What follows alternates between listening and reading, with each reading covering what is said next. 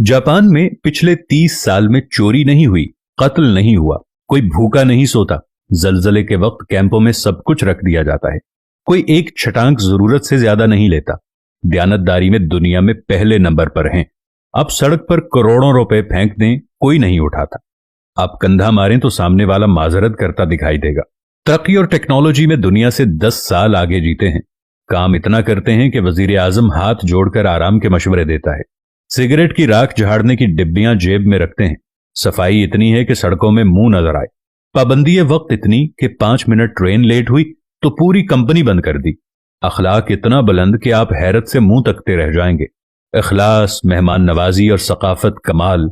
मोहब्बत वफा इतनी कि जापानी बीवी पूजा करने लग जाए और आपको इतना खिलाए कि मोटे होने का खौफ तारी हो जाए। चावल की फसल मरगूब ग़िज़ा। एक दफा कहत पड़ा तो 30 साल का ऐसा जखीरा कर लिया कि दुनिया से चावल नायाब हो गए, लेकिन वहां से खत्म ना हुए। जापानी जिसके हो गए बस पत्थर पर लकीर है। निजाम सेहत ऐसा कि टॉयलेट आपको जिस्म की पूरी डिटेल दे दे। 2 नंबरी और बेईमानी का तस्वुर महाल।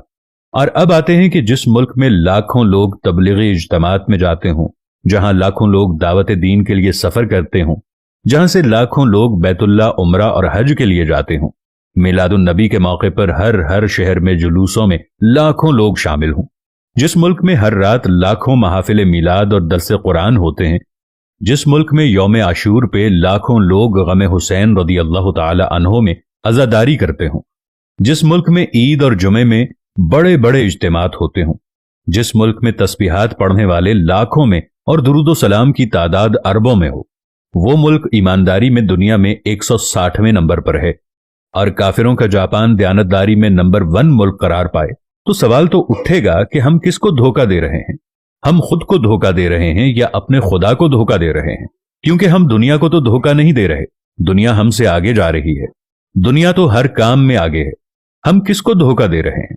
जब हमें ये सारी बातें सुनने के बाद समझ आ जाती है तो मालूम होता है कि हम किसी और को धोखा नहीं दे रहे, बल्कि हम सिर्फ अपने आप को धोखा दे रहे हैं। और खुदावंद करीम ऐसा मेहरबान है कि फिर भी हमें रिज़्क़ अता करता है। हम ऐसे मुल्क के रहने वाले लोग हैं कि जहां पर हर बिस्मिल्लाह डिपार्टमेंटल स्टोर, माशाअल्लाह करियाना स्टोर, अल्लाहू सब्जी वाला और ऐसे बहुत सारे नामों को आप रोज बोर्डों पर पढ़ते होंगे।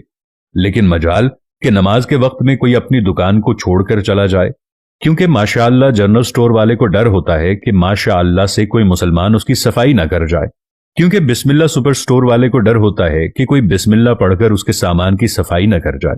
यहां पर सिर्फ मुसलमान नाम के रह गए हैं। पाकिस्तानी कौम सिर्फ नाम की रह गई है। पाकिस्तान का मतलब क्या था? ला इलाहा इल्लल्लाह। हम जापान चले जाएं तो जिन लोगों को हम काफिर कहते हैं, उन्होंने कुरान में से तमाम चीजें ले ली जो हमारी मीरास थीं, और हमने तमाम उल्टी चीजें उठा ली जो किसी वक्त काफिरों की मीरास थीं। जिंदा दरगोर आज भी हम लड़कियों को कर देते हैं। आज भी किसी के घर में कोई लड़की पैदा हो जाए तो उसको फोन करके ये कहा जाता है कि फिक्र नहीं करनी, इंशाअल्लाह अल्लाह तुम्हें बेटा भी अता करेगा। अरे बेटे मांगने वालों, पहले अपने लिए ईमान तो मांग लो।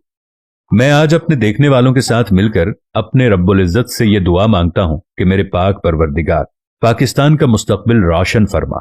मेरे पाक परवरदिगार हम तमाम इंसानों के दिलों से मैल को निकाल दे।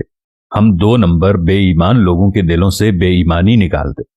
मेरे पाक परवरदिगार हमें सुकून वाली जिंदगी अता फरमा। पाकिस्तान पर अपना रहमो करम फरमा। पाकिस्तान को आदिल और सच्चे हुक्मरान अता फरमा। आमीन या रब्बल आलमीन।